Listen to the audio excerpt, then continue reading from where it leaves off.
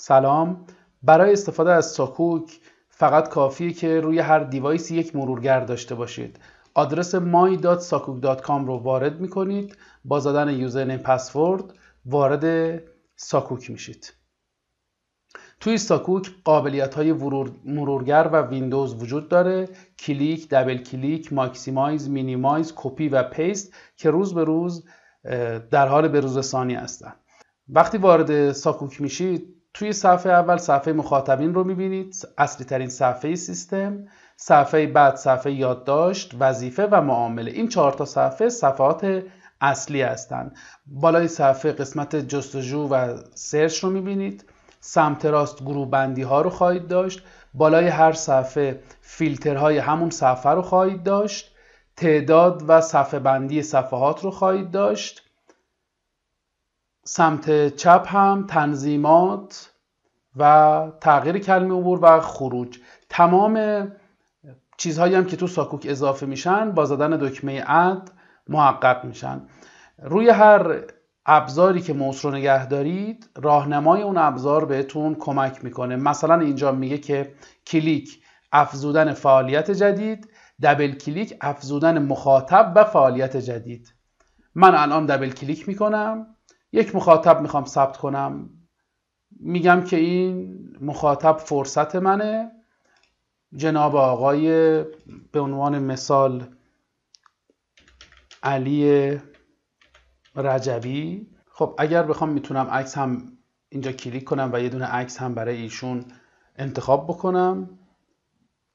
ایمیل، تلفن ثابت، شماره موبایل، استان و شهر، آدرس و هر اطلاعات دیگه‌ای که بخوام از این مشتری وارد بکنم رو میتونم وارد بکنم. فیلدهای مهمی که اینجا داریم شیوه آشناییه که ما متوجه بشیم که این مشتری، این مخاطب از چه طریقی با ما آشنا شده و همچنین گروه بندی، اینکه تو چه گروه مخاطبی باشه، وضعیت شغلیش چیه، وضعیت مالیش چیه و الی آخر. میتونم هر کم از اینا رو بخوام انتخاب کنم. من وضعیت مالی خوب رو برای ایشون انتخاب میکنم، شغلشون هم میزنم کارمند، شیوه آشناییشون رو هم میزنم اینستاگرام و در نهایت ذخیره میکنم.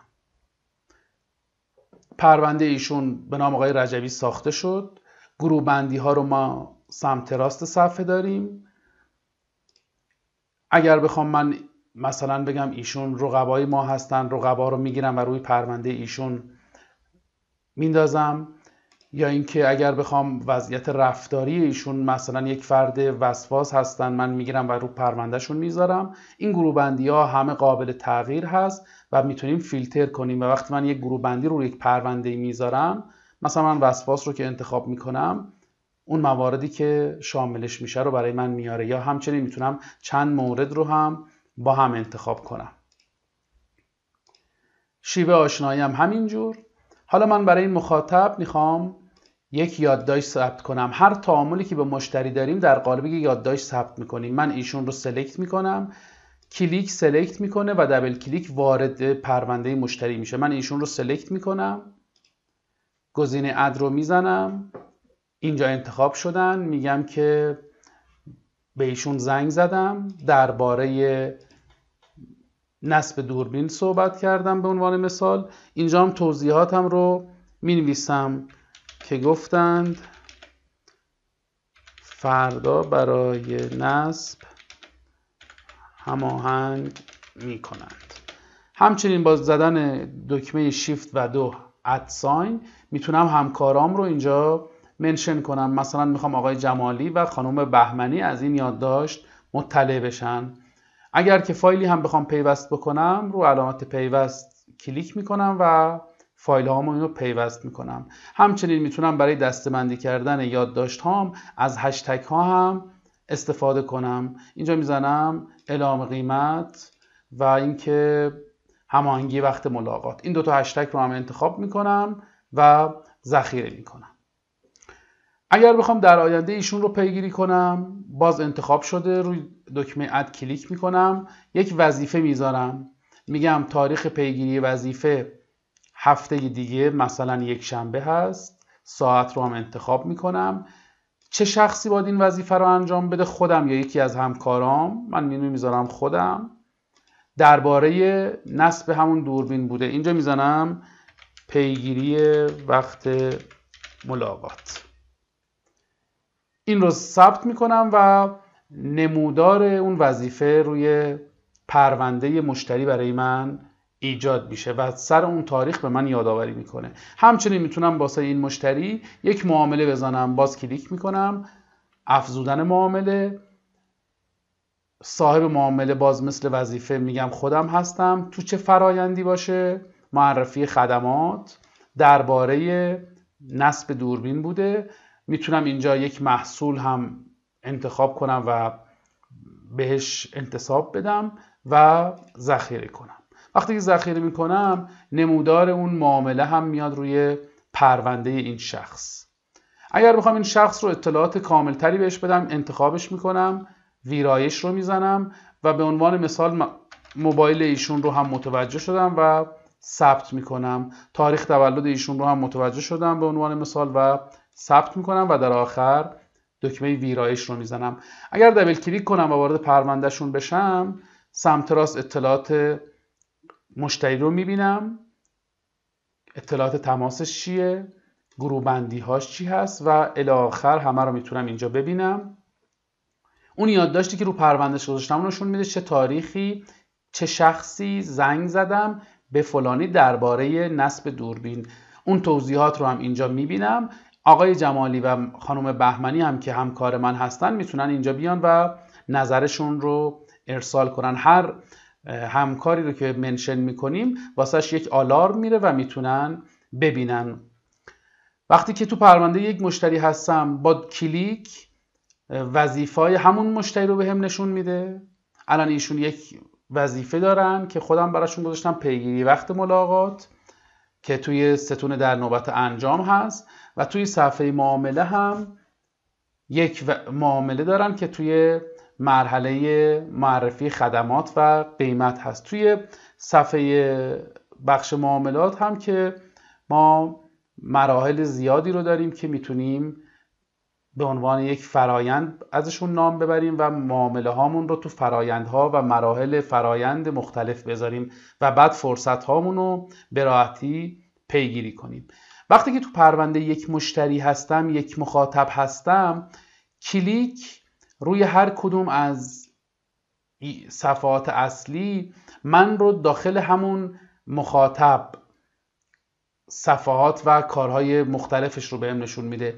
ولی اگر من دبل کلیک کنم روی یادداشت، تمام یادداشت های سیستم رو بهم نشون میده. اگر دبل کلیک کنم روی وظیفه، تمام وظیفه های سیستم رو بهم نشون میده. همچنین اگر دبل کلیک کنم رو صفحه مخاطبین، وارد صفحه مخاطبین میشم و تمام مخاطب ها رو میبینم.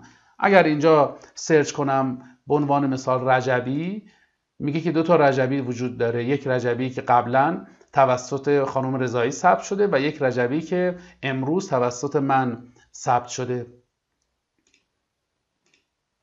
و اینکه من اگه بخوام ببینم که فقط مواردی که خود من ثبت کردم رو بهم نشون بده، از این فیلتر استفاده میکنم.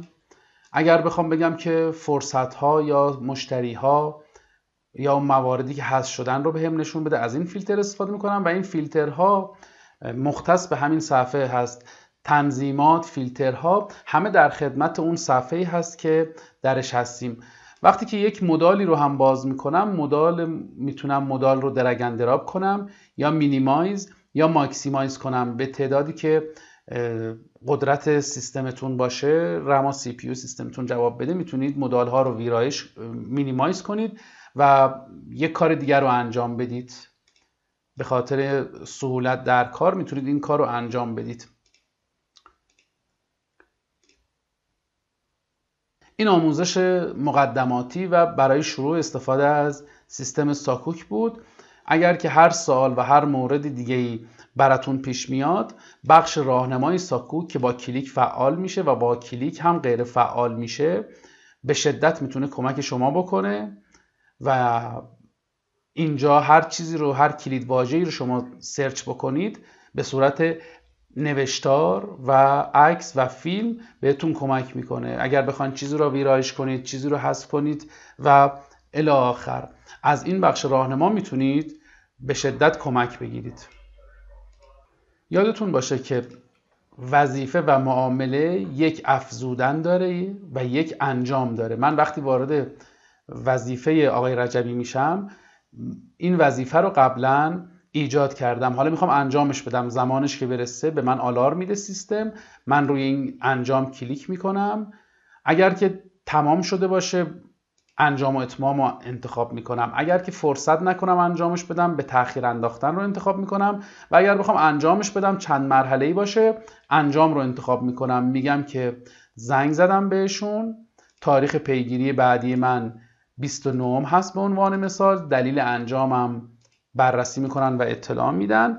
اینجا هم توضیحات خودم رو مینویسم، میتونم فایل پیوست بکنم و همینجا باز همکارم رو منشن کنم و ذخیره کنم.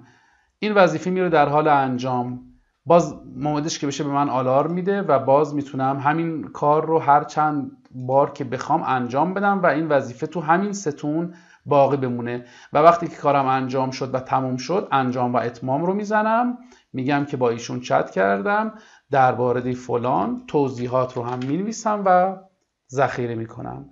اگر دبل کلیک کنم روی پرونده وظیفه واردش میشم و تمام یادداشت ها و تعامل هایی که در قالب این وظیفه بوده رو میتونم به جزئیات ببینم. همچنین برای معامله هم همینجور، وقتی که میام توی صفحه معامله های رجبی تمام فروش ها و معامله هایی که برای ایشون هست رو بهم نشون میده. میتونم با درگ اند دراپ این رو بگیرم و به مراحل بعد ببرم، یا اینکه روی همین انجام کلیک کنم و بگم این انجام شد، زنگ زدند، مرحله دریافت و تکمیل مدارک باشه، دلیل انجامم هم مشورت میکنن و اطلاع میدن. حالا ادامه کار رو کی انجام بده، خودم یا یکی از بچهای دیگه میتونم این رو تغییر بدم. تاریخ پیگیری بعدی کی باشه انتخاب میکنم، توضیحات رو هم مینویسم و ذخیره میکنم. با این کار که ما هر بار تاریخ پیگیری بعدی رو انتخاب میکنیم، باعث میشه که سیستم به اون یادآوری بکنه و هیچ کاری فراموش نشه. همچنین اگر دبل کلیک کنم روی پرونده معامله، وارد میشه و جزئیات بیشتری رو به من نشون میده.